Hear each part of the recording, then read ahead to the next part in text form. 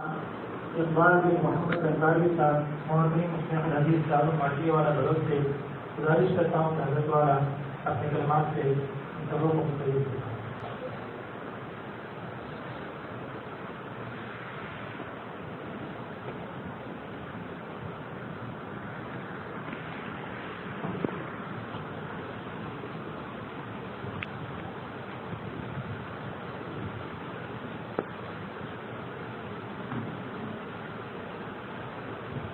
الحمد لله رب العالمين والصلاة والسلام على سيد المرسلين وعلى آله وأصحابه أجمعين۔ محترم و مکرم حضرات اکابرین، مفتیان کرام اور طلبہ اسلام، ہمارا آج کا یہ جو ہماری مجلس ہوئی اور اس میں جو مقالے پڑھے گئے، مقالہ نگار حضرات تو بہت سارے ہیں، لیکن سوء اتفاق سے ہم ان سے محروم رہے اور ان کے مقالے ہم نہیں سن پائے۔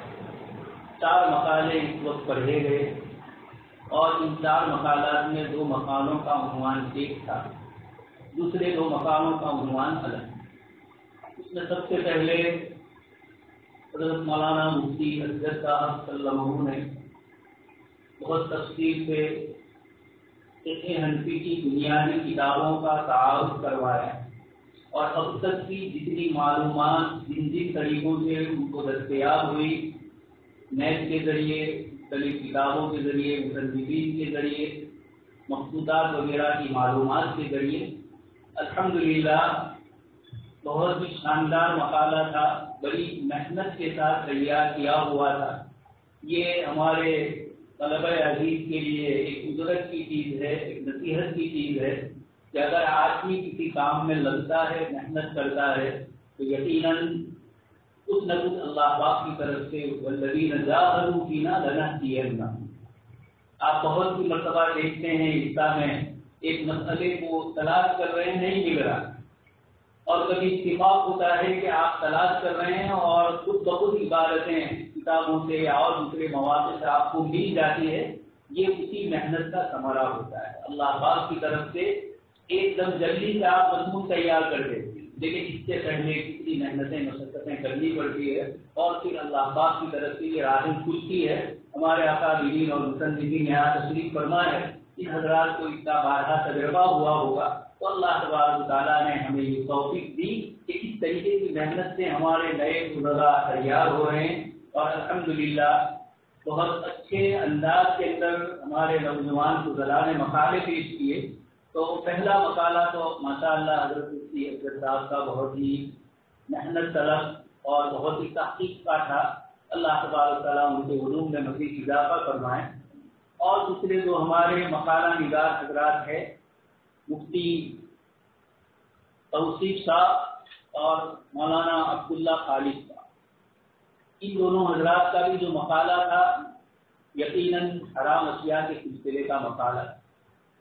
کتاب اللہ اور سنت نبی صلی اللہ علیہ وسلم میں ان چیزوں کی صراحتاً حرمت ہے، ان کا جواب دینا آسان ہوتا ہے۔ فقہاء کرام کی عبارتوں میں بھی اپنے اپنے زمانوں میں جو چیزیں پیش آئی، جن چیزوں سے امت کو سابقہ ہوا، چاہے اس کا تعلق کھانے پینے کی چیزیں سے ہو، چاہے میڈیکل لائن سے ہو، چاہے ضروریات زندگی کے اور دوسرے مسائل سے، امت کے لیے یقیناً ایک بہت بڑا مسئلہ ہے حرام چیزوں سے بچنا۔ اپنے مقالے کے موقع پر میں نے آپ حضرات کے سامنے ایک آیت پڑھی تھی، آپ صلی اللہ علیہ وسلم کے اوصاف حمیدہ کو اللہ پاک نے ذکر فرمایا، فَسَأَكْتُبُهَا لِلَّذِينَ يَتَّقُونَ۔ سیدنا حضرت موسیٰ علیہ السلام نے اللہ پاک سے رحمت کا مطالبہ کیا، اللہ پاک نے اس کو کچھ شرطوں کے ساتھ مشروط کیا اور وہ تمام شرطیں الحمدللہ امت محمدیہ میں پائی جاتی ہے۔ اللہ پاک نے خود ہی اظہار فرمایا الذین یتبعون الرسول النبی الامی، اور آگے اسی میں یہ ارشاد فرمایا یأمرون بالمعروف وینہاہم عن المنکر، یہ تو ہم سب جانتے ہی۔ آگے فرمایا وَيُحِلُّ لَهُمُ الطَّيِّبَاتِ وَيُحَرِّمُ عَلَيْهِمُ الْخَبَائِثَ، اللہ تبارک و تعالیٰ نے طیبات کو حلال فرمایا اور خبائث کو حرام فرمایا۔ پاک صاف اور اس طرح کے کلمات ذکر نہیں فرمائے، طیبات ذکر فرمایا اور قبائل ذکر فرمایا. اور اس میں اصولیین حضرات نے لکھا ہے، مقاصد شریعت کے علماء نے بھی لکھا ہے کہ دین اور دنیا دونوں کے جو فوائد طیبات کے اندر یہ دونوں شامل. اور یہی بات ہے کہ عصر حاضر کے ہمارے دانش پر حضرات بہت سی چیزوں کی حرمت کے سلسلے میں علماء سے بحث کرتے ہوئے اس کی علت اور اس کے جواز کی طرف بہت جلد بازی کرتے ہیں. وہ اس کے مخصوص زاویے سے دیکھتے ہیں، نفع عاجل کو دیکھتے ہیں، نفع عاجل کو نہیں دیکھتے ہیں آخرت کے حساب سے بھی، اور اسی طریقے سے دین کے حساب سے.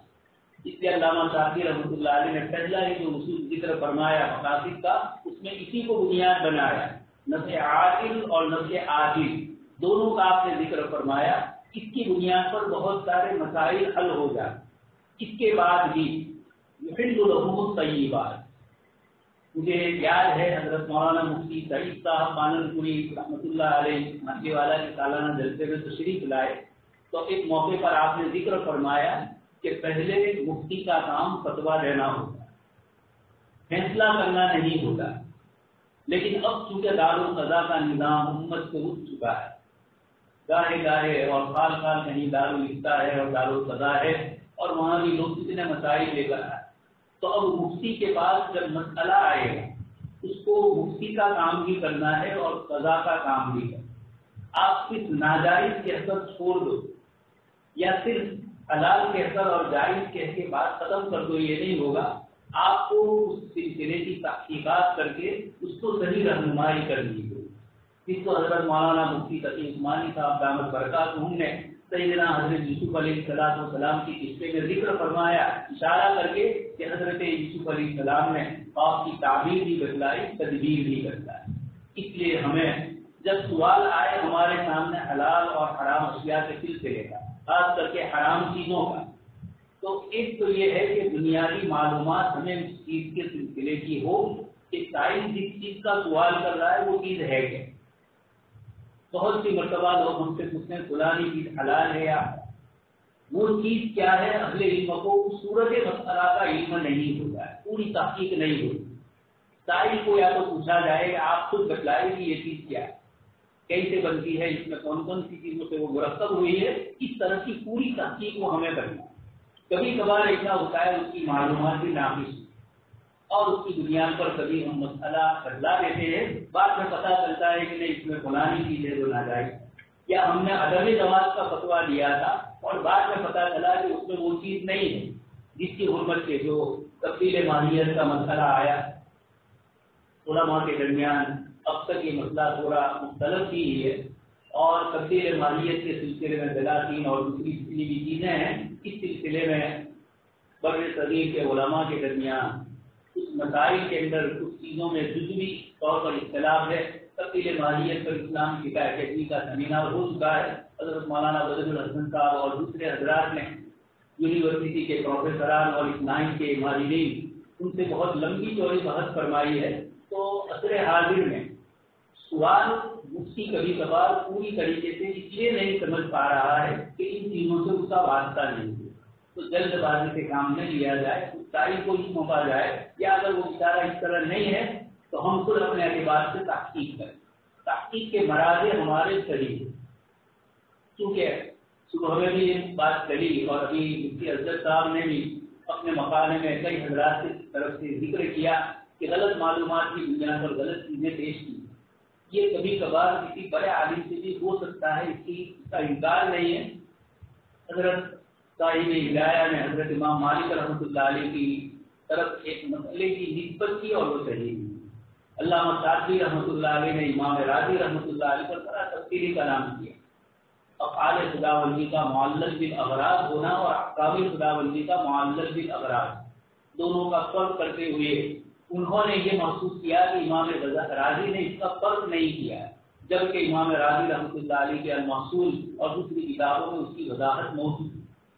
یہی حال علامہ ابن تیمیہ رحمۃ اللہ علیہ نے حضرت امام غزالی اور امام راضی رحمۃ اللہ علیہ کے سلسلے میں کچھ چیزیں خاص کر کے امام غزالی رحمۃ اللہ علیہ کی فلسفے کی چیزوں کو ذکر کیا اور لطیف اشارے اس طرح سے جا رہے ہیں کہ ایسا محسوس ہوتا ہے کہ انہوں نے ان بزرگوں کی طرف یہ نسبت کی کہ انہوں نے منطق اور فلسفے سے غلو کر کے شریعت مطہرہ کے کتاب و سنت کے صاف شفاف چشموں کو تھوڑا اس سے سر پہ نظر کی. امام راضی رحمۃ اللہ نے اگرچہ قبول کیا ہے لیکن ابن تیمیہ رحمۃ اللہ علیہ کو کچھ عبادتوں سے اشتباہ. بعد میں خود حافظ ابن تیمیہ رحمۃ اللہ علیہ کی کتابوں پر بھی علماء کو یہی مسئلہ پیدا ہوا.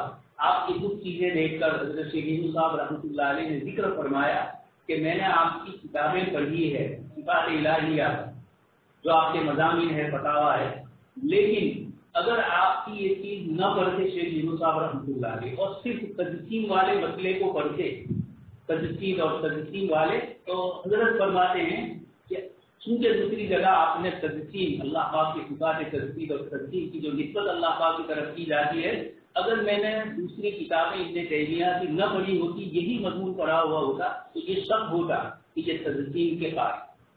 تو کبھی کبھار مقابلہ جس سے ہوتا ہے اس کے مقابلے میں کوئی بات ذکر کی جائے، ہم اس کو مقلہ بھی تباہ ہو کر پڑھیں گے تو سمجھ میں نہیں آئے. سامنے مقابل میں کون سے ہے کیا ہے اس کے مطابق جواب دیا جائے. تو مجھے یاد کرنا ہے کہ امام نووی رحمۃ اللہ علیہ نے، آپ شروع میں پڑھ چکے ہیں شرح رسول مفتی، شروع میں جو مسائل اور جو قواعد ذکر کیے ہیں کہ کبھی کبھار ایسا ہوتا ہے کہ ایک عبارت ایک صاحب نے نقل کی، ان سے دوسرے نے، دوسرے سے تیسرے نے، مسلسل وہ عبارت جا رہی. جیسے علامہ فرقی رحمۃ اللہ علیہ کے متعلق حضرت مولانا عتیق صاحب دامت برکات نے اگلی مجلس میں ہمیں تفصیل سے ذکر فرمایا. تو یہ اس طرح کی چیزیں علماء کے درمیان ہو سکتی، لیکن جب اپنی غلطی کا احساس ہو تو اس کا اقرار کر لیا. ہمارے نوجوان فضلا نئے مسائل میں چونکہ یہ دونوں جو حرام اشیاء کا مسئلہ آیا ہے، حرمت اور قلت بہت وسیع باب ہے، شریعت مطہرہ کے تمام مسائل، اور پھر امام ابو حنیفہ رحمۃ اللہ علیہ کی طرف جو نسبت ہے، اللہ پاک نے حرام اشیاء میں علاج نہیں رکھا ہے، اور اسی لیے حضرات علماء کرام نے امام ابو یوسف رحمۃ اللہ علیہ کے قول پر فتویٰ دینے کی گفتگو فرمائی اور فتویٰ دیا جا رہا ہے، لیکن اس کے بھی اصول اور ضوابط ذکر کیے گئے. مشقت کے اصول ہے، مشقت معتادہ اور غیر معتادہ. ان مشقتوں کا اعتبار ہوتی، مشقتوں کا اعتبار نہیں ہوتا ہے. ضرورت، حاجت اور تحصیلیات، منفعت وغیرہ کی ہمارے مولانا سہیل صاحب، یہ مولانا توصیف صاحب نے بھی ذکر کیا اور مولانا عبداللہ خالد صاحب نے بھی ذکر فرمایا. تو مجھے تھوڑا مختصر اتنا عرض کرنا ہے کہ ایک علامہ ابن نجیم رحمۃ اللہ علیہ نے اشباح کے اندر یہ تعریف کی تھی، اور ایک طرف عصر حاضر میں مقاصد شریعت کے علماء امام شافعی رحمۃ اللہ علیہ کے حوالے سے، ابن قیم رحمۃ اللہ علیہ کے حوالے سے، اسی طرح شیخ محمد ابن عاشور کے حوالے سے یہ حضرات بھی ضرورت، حاجت اور تحسین کی تعریف ہے. علامہ شافعی رحمۃ اللہ علیہ کی تعریف بہت جامع اور معنی ہے کیونکہ وہ تمام چیزوں کو گھیرے ہوئے ہے.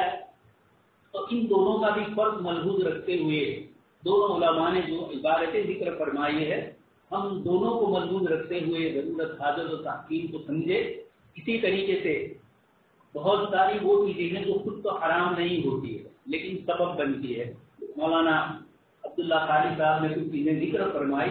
تو حضرت مفتی شفیع صاحب رحمۃ اللہ علیہ سے بینک کو مکان کرائے پر دینے کے سلسلے میں سوال پوچھا گیا، آپ نے اس کا جواب دیا ہے، اور اس میں حضرت امام ابو حنیفہ رحمۃ اللہ علیہ کی وہ عبارتیں نقل فرمائی جو انگور کے سلسلے میں کب شراب کی حرمت ہوتی ہے کب نہیں ہوتی ہے. حضرت نے اس کو تفصیل سے امام ابو حنیفہ رحمۃ اللہ علیہ کی مبسوط کے حوالے سے الگ الگ عبارتیں ذکر، اور ان تمام عبارتوں کو دیکھیں تو الگ الگ مسئلہ معلوم. 4 عبارتیں ذکر کی اور چاروں کو ذکر کر کے بتلایا کہ امام صاحب کی طرف یہ چاروں باتیں منسوخ. پھر اس کا جواب دیا حضرت مفتی محمد شفیع صاحب رحمۃ اللہ علیہ نے کہ ایک سبب قریب ہوتا ہے گناہ کا، ایک سبب بعید ہوتا ہے، ایک سبب لنفسی ہی ہوتا ہے اور ایک سبب لغیرہ ہی. پھر احکام القرآن جو آپ نے حضرت خانوی رحمۃ اللہ علیہ کی ہے، اس میں اس مسئلے کو بہت تفصیل سے ذکر فرمایا.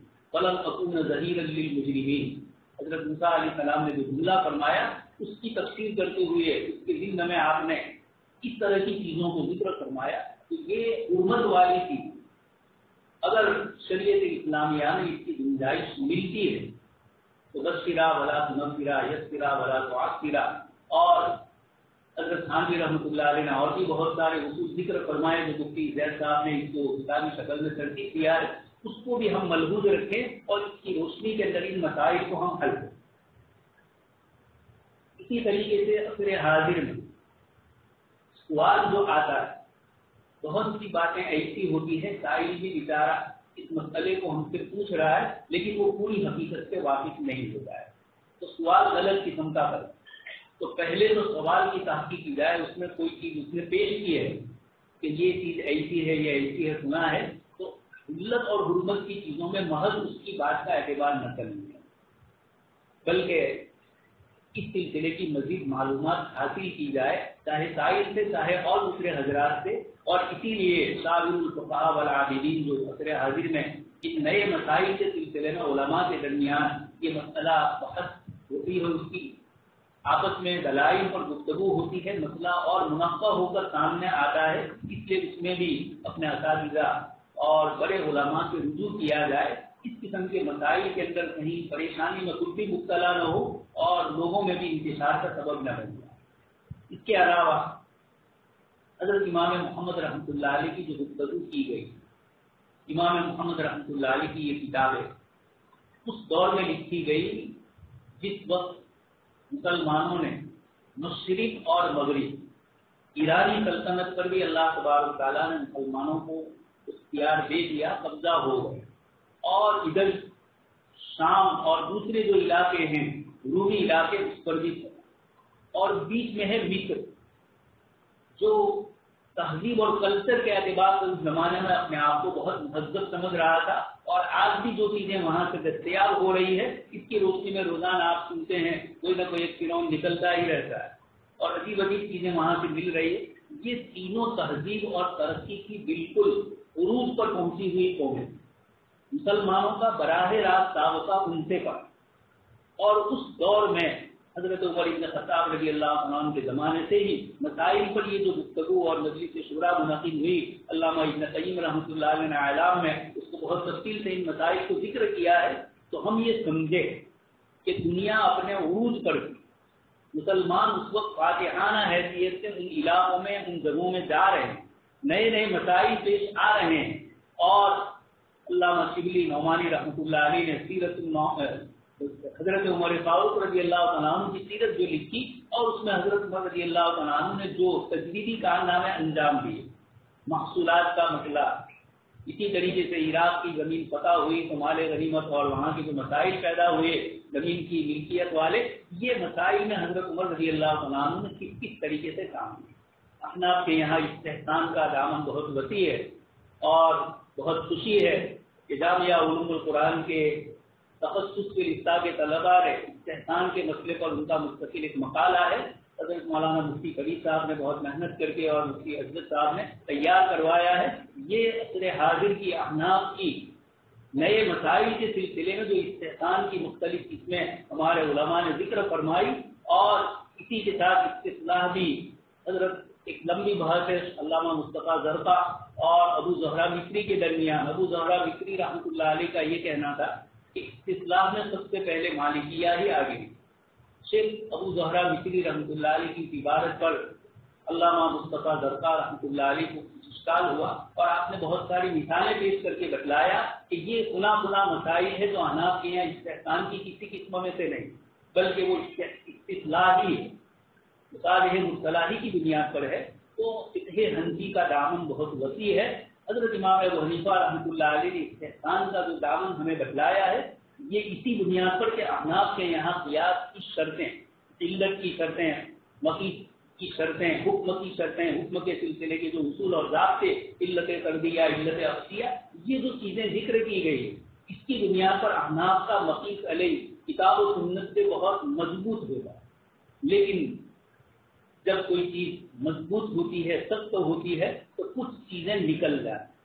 اس لیے احناف کے یہاں کبھی ایسا ہوا کہ اس قیاس کی بنیاد کے اوپر مسئلے میں دوسری چیزوں میں تخفیف نہیں ہو رہی ہے، اور یہ کتاب و سنت کا یرید اللہ بکم اليسر ولا یرید بکم العسر، یہ تمام وہ آیتیں جو حرج مشقت کو دور کرنے والی اللہ پاک نے اس شریعت کا جو خصوصیت اس کی ذکر کی، اس کی روشنی کے اندر استحسان نے وہاں کام لیا ہے۔ تو استحسان کو بھی سمجھا جائے. علماء کرام استحسان کی بحث کو، اصلاح کی بحث کو، سد ذرائع کی بحث کو اور عرف کی بحث کو عصر حاضر میں مقاصد کی، ان تمام چیزوں کی ضرورت ہے. مقاصد کا باب بہت وسیع ہے، اس میں افراد و تفریق بھی ہے.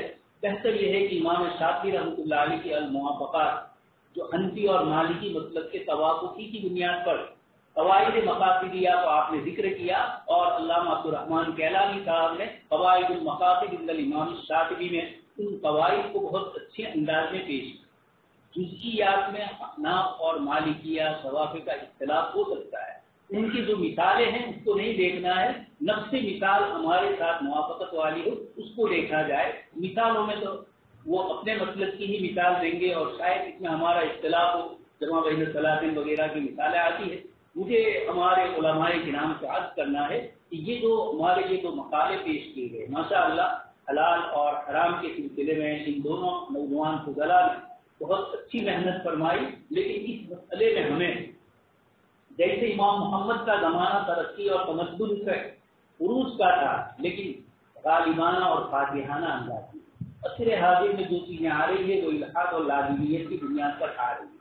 اس لیے ان آنے والی چیزوں کو بھی سمجھا جائے. انشورنس کا مسئلہ آیا، حضرت مفتی محمد شفیع صاحب رحمۃ اللہ علیہ نے انشورنس کیوں ہوا، یعنی اس کی بنیاد کی وجوہات سے ہوئی. تو عصر حاضر کے جو سوالات آ رہے، جو چیزیں آ رہی ہیں، کس تہذیب کی بنیاد پر، کس الحاظ کی بنیاد پر آ رہی ہے. اہل علم تھوڑا اس کو بھی پڑھیں، یوروپ کی پوری تاریخ بھی پڑھیں، مستشرقین کے احوال بھی پڑھیں کہ یہ کس بنیاد پر.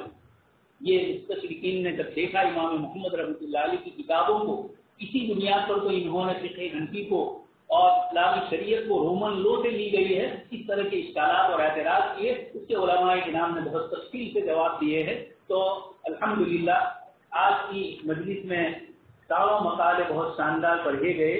مفتی سہیل صاحب فقہ حنفی کا تعارف اور اس سلسلے میں آپ نے کتاب سنت وغیرہ کی بہت ذکر فرمائی. اس کی سہیل صاحب کے مضمون میں ہلکا سا اشارہ یہ کرنا چاہتا ہوں کہ چونکہ ہمارے یہاں اصول فقہ سوا فقہ ہی پڑھائی جائے، چاہے مطبع الہا پڑھی جائے چاہے تدریس پڑھائی جائے. احناف کی جو اصول حدیث کی کچھ ہمارے بنیادی جو اختلاف، سب سے پہلا مسئلہ ہے حدیث شریف کی تقسیم، متواتر، مشہور اور واضح. جبکہ یہ حضرات تقسیم کرتے ہیں خبر متواتر، خبر واضح، پھر خبر واضح کی قسم خبر مشہور کو قرار دے اور اسی زندگی کی بحث یا ہلکا سا جان لیتے ہیں فرض، واجب اور سنت. یہ جو تقسیم امام ابو حنیفہ رحمۃ اللہ علیہ نے فرمائی کہ ٹیمپریچر دیکھا الفاظ نبی صلی اللہ علیہ وسلم کا، کتاب اللہ کے آیات کے سیاق و سباق کو دیکھ کر فرض، واجب اور سنت، خاص کر کے جو واجب کی اصطلاح متعین کی گئی، اس کے پیچھے یہی منشا تھا کہ یہ چیز تاکیدی ہے لیکن اتنی نہیں ہے جو فرض کے درجے کو پہنچے، اور اتنی بھی کم نہیں ہے کہ اس کو سنت کے درجے میں رکھا جائے. اس طرح کی یہی بات ہے. جب ہم اصول حدیث میں جاتے ہیں تو وہاں پر بھی یہ تفصیل سے بہت سارے فروق متعین ہیں. اس لیے کہ جب ہمارے یہاں خبریں ہم کہیں گے خبر واحد ہے، وہ حضرات کہتے ہیں خبر واحد کا آپ کے یہاں کتاب اللہ پر زیادتی جائز نہیں، مسائل کھڑے ہوتے ہیں. تو خبر مشہور، خبر واحد کی ایک قسم ان حضرات نے قرار دی ہے. اس لیے اب تو اس طرح کی کتابیں آ چکی ہے جس میں اصول حدیث میں احناف کے جو اصول اور ضابطے ہیں اس کو بھی تھوڑا ملحوظ رکھا جائے، خاص کر کے اختلافی مسائل. اللہ تبارک تعالیٰ نے ہم سب کو توفیق عطا فرمائی اور ہم یہاں حاضر ہوئے. اللہ تبارک تعالیٰ ہماری حاضری کو قبول فرمائے اور ہمارے جو علامہ اقبال نے فرمایا ہے کہ نہیں نا امید اقبال اپنی کشت ویراں سے، الحمدللہ حضرت مولانا قاضی صاحب نے گزشتہ کل کہا کہ پہلی نسل اللہ کی رحمت میں پہنچ گئی، دوسری نسل سفید بال والے ہو گئے اور اب تیسری نسل نوجوانوں کی جو نظر آ رہی ہے. انشاءاللہ یہ امید ہے فرسٹ، سیکنڈ اور تھرڈ کسی بھی قوم کے لیے یہ 3 بنیادیں ہوتی ہے قوم کو آگے بڑھانے کی. اللہ پاک مزید اس میں ترقیات نصیب فرمائے اور ان ہمارے بزرگوں کو جنہوں نے اتنا لمبا سفر کیا، اور حدیث شریف میں آپ سن ہی چکے ہیں سفر میں آدمی کو کھانے پینے میں ادھر ادھر ہونا، نیند کے اوقات ادھر ادھر ہو جاتے ہیں. اس لیے حضرات اس عمر کو پہنچے کھانے پینے کی چیزوں میں احتیاط، اس کے باوجود وہ یہاں تشریف لائے. اللہ تبارک تعالیٰ ان حضرات کی خدمات کو قبول فرمائے اور ہمیں زیادہ سے زیادہ ان سے استفادہ کی توفیق نصیب فرمائے. آمین وآخر دعوانا. جزاک اللہ خیر. یہ آخری بزنس سیشن ہمارا جو تھا مقالات کا، یہ صدارتی کلمات سے ہم محدود ہو رہے تھے.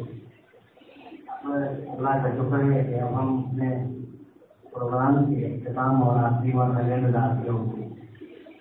انشاءاللہ یہ پروگرام بھی نہایت اور قوانین کے پاس اختتام کو پہنچے گا. اس کے بعد پھر ہم لوگ انشاءاللہ آگے کا مرحلہ طے کریں گے.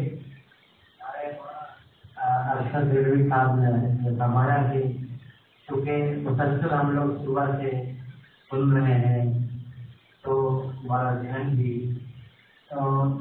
کی گرمی کے ساتھ ساتھ جگر کی گرمی بھی اگر کم ہو جائے تو بہت ہی اچھا ہوگا. تو اس کے لیے ایس پی کا انتظام ہے، انشاءاللہ وہ آ جائے گا اور ابھی پروگرام بھی نہ دے جائے گا.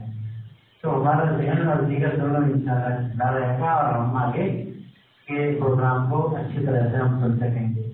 میں اب اپنے پروگرام کو آگے بڑھاتے ہوئے اختتامی نشست کا شیڈول آپ کے سامنے ذکر کرتا ہوں. ہماری آخری نشست اب شروع ہوا چاہتی ہے. اس آخری نشست کے صدر عالم ہوں گے جناب پروفیسر محمد سعود عاصم صاحب حفظہ اللہ، عامر الدین شعبہ فیضی علی گڑھ مسلم یونیورسٹی علی گڑھ. اور اس کے بعد کچھ تاثراتی کلمات ہمارے نشست میں ہوں گے. مولانا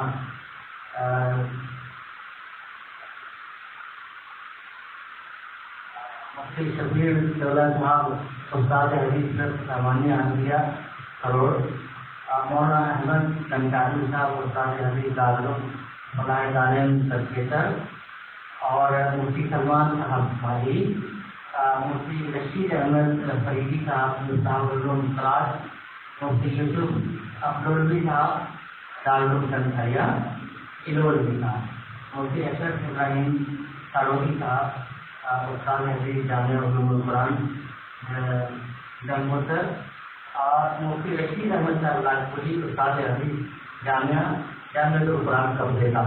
یہ حضرات ہوں گے جو مختصراً 2-3 منٹ میں اپنے تاثرات کا اظہار کریں گے.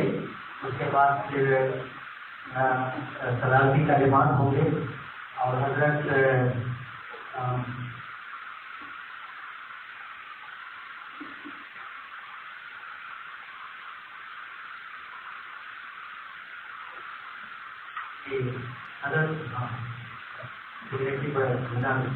یہ اپنے تاثر کا اظہار کریں گے.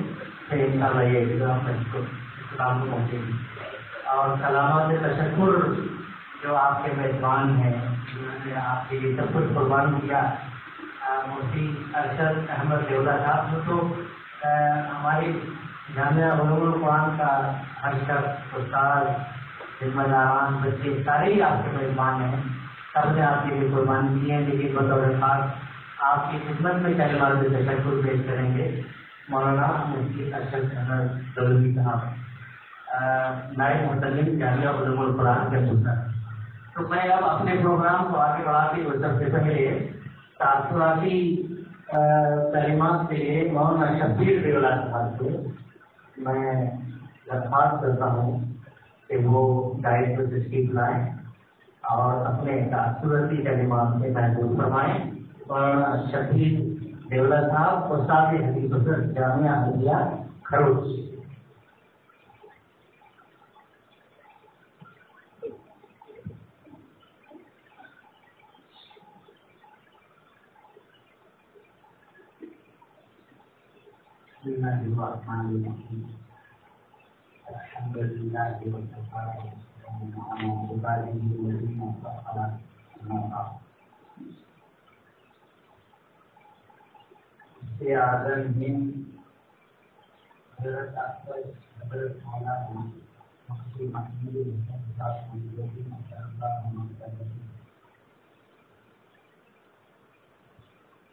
ان کے منصوبات جو مطبوعہ ہیں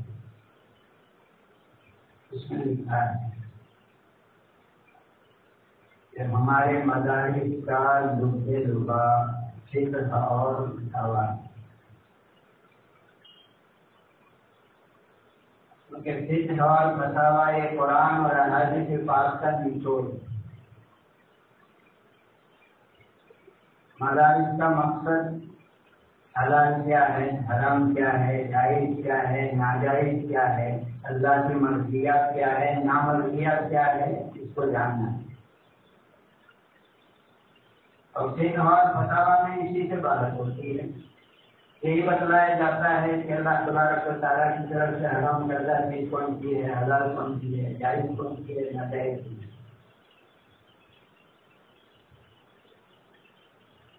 اور حضرت نے اپنے منصوبات میں یہ بھی فرمایا کہ فقہ اور فتاوی بڑا نازک اور بڑا دقیق علم، اس کے لیے وسیع اور عمیق علم کی ضرورت ہے اور سب سے زیادہ مشکل کام ہے.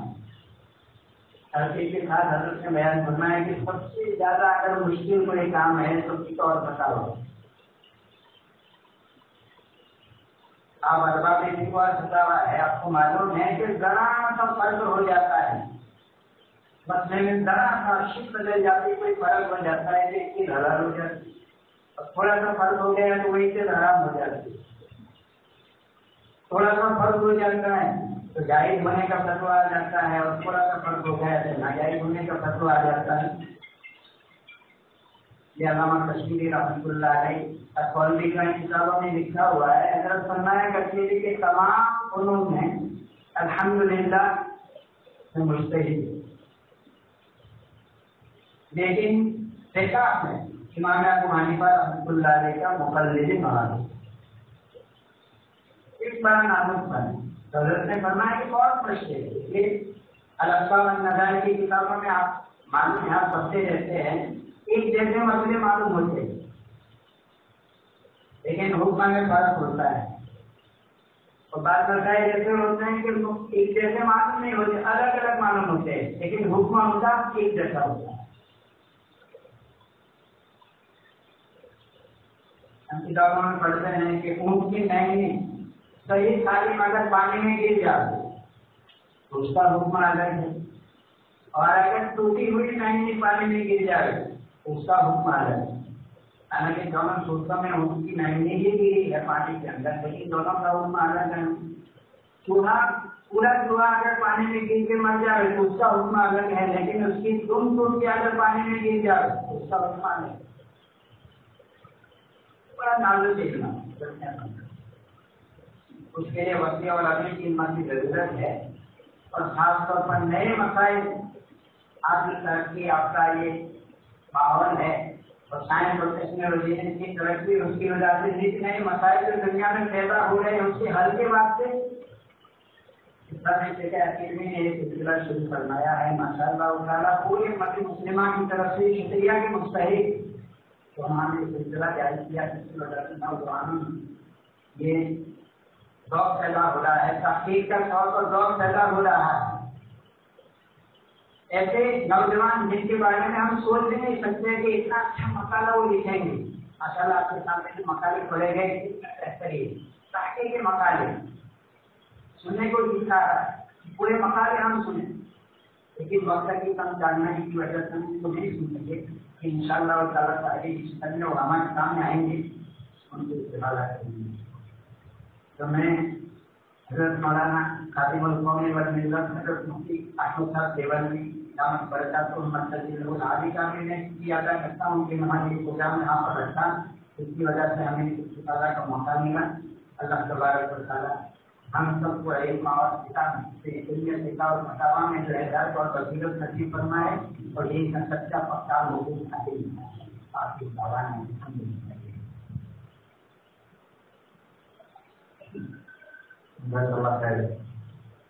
یہ حضرت کے وہاں شبیر دولت صاحب کے داخلہ خدمات تھے. اس کے بعد میں مولانا مفتی احمد سنتاروی صاحب صادق معلوم سنائے جا رہی عزت سے ادب کے ساتھ بتا سکتے ہیں کہ وہ سیکھنا ہے اپنے کلمات سے سامنے. السلام علیکم. الحمد للہ رب العالمین والصلاة والسلام علی وعلى آلہ وصحبہ اجمعین. میزبان کھلاڑی کی شکرداری کے ساتھ ساتھ سپاہی کی رہی کے ارکانی کرا تھا اور سبھی کے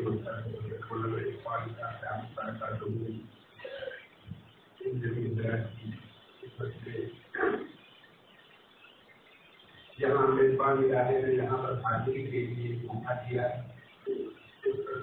شکر گزار ہیں بہت روحانی عرفانی فکری اور پارٹی کا مجلس میں حاضری کی توفیق ہوئی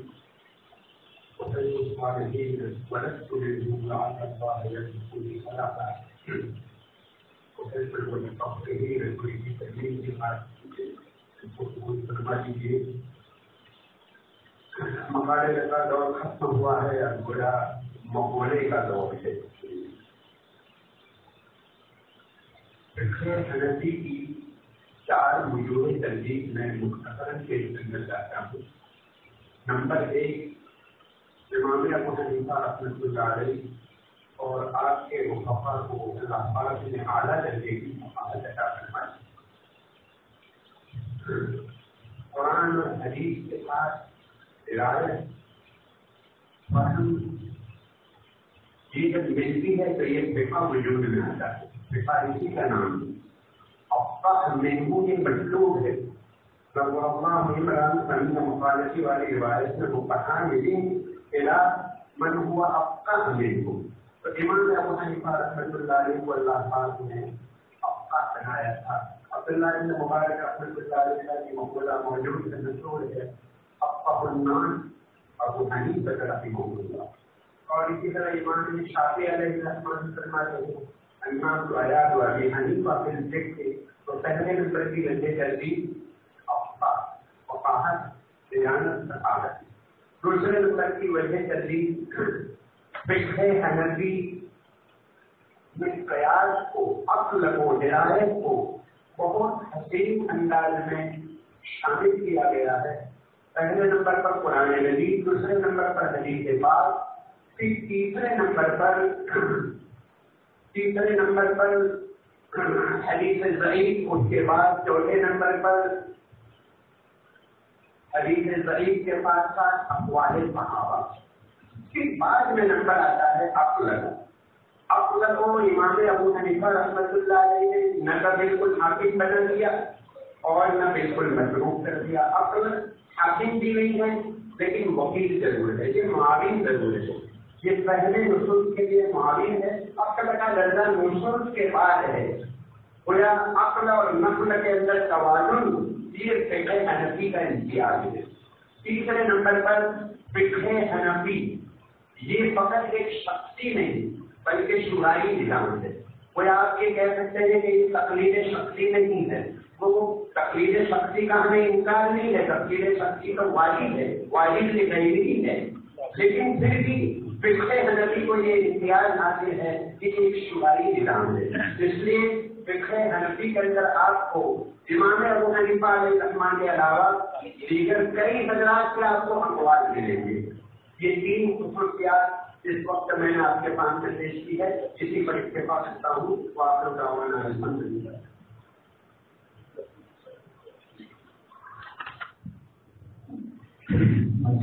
حضرت نے فقہ حنفی کی خصوصیات کو بہت علمی انداز میں اور مختصر روشنی ڈالی ہے. ہم ان کے شکر گزار ہیں. اور مفتی سلمان صاحب ماہی اگر تشریف رکھتے ہوں تو میں ان سے درخواست کرتا ہوں کہ وہ تشریف لائیں اور اپنے تاثرات کا مفتی کا انتظار کروں. سلمان صاحب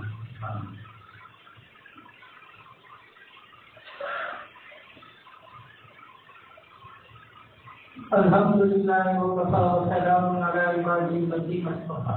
اما بعد. محترم اکابرین کرام اور مفتیان اعظم, جو جن سے فقہ حنفی کے موضوع پر سیمینار میں بڑی اہم اور قیمتی باتیں ہمارے سامنے آ گئی, اجمالاً بھی آئی, تفصیلاً بھی آئی. اس لیے وقت کی نزاکت کے پیش نظر بلا تمہید کے ایک بات عرض کرنی. اصل میں अक्सर तो सामने बनकर आया था, लेकिन कल से मौजूद कर दिया गया है। असल सुराग तो अकाबिरीन जो होते हैं। बस मुझे एक बात अर्ज करनी है जो कई दिनों से मेरे जहन में अटकती है और बार बार इसमें आती रहती है, तो ये अच्छा मौका है, मजमा है, तो अपने दिल की बात बस कर देंगे। वो बात ये है कि सीखे हनफी हैं, वो अबवाब जिनका ताल्लुक मामलात से, उनका बिलखुसूस गहराई से मुताला करना चाहिए और उन अबवाब में भी वो जुज़ियात और मसाइल जिनकी ज़ाहिरी सूरत नाजायज थी, लेकिन फुक़हा ने वहाँ तहज़ीरन लिल-जवाज़ तस्हीहन लितसर्रुफ़िही या उमूरुल मुस्लिमीन महमूलुन अला सलाह व सलाह मा अमकन। हालांकि ज़ाहिरी शक्ल बिल्कुल नाजायज है, लेकिन वहाँ फुक़हा ने तामील करके उस मामले को सही करा दिया। इस दौर में इसकी सख्त जरूरत